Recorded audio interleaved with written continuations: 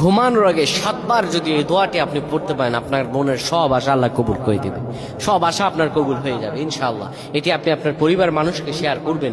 এটি আপনারা যখন দেখবেন শেয়ার করবেন, এটি আপনার একটি শেয়ারে আপনি আমল না করে সওয়াব পেয়ে যাবেন। জানেন সেটা কিভাবে? আপনার এই আমলটি যদি অন্য কেউ শুনে আমল করে, আপনি আমল না করে আর সওয়াব পেয়ে যাবেন। সুবহানাল্লাহ। কত সুন্দর ইসলাম, সুন্দর।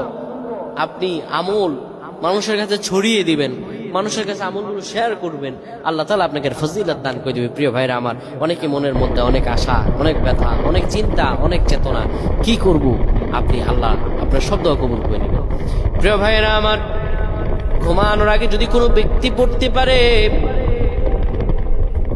ঘুমানোর আগে উযু করার পরে 7 বার যদি পড়তে পারে, ইয়া রব্বানা ইয়া রব্বানা ইয়া রব্বানা, হে আমাদের রব, হে আমাদের রব, আল্লাহুম্মা গফিরলি ইয়া রব্বানা, এই দোয়াটি যদি 7 বার পড়তে পারে, আমার আল্লাহ রাব্বুল আলামিন তার সমস্ত দোয়াগুলো কবুল আর মঞ্জুর করে নেন।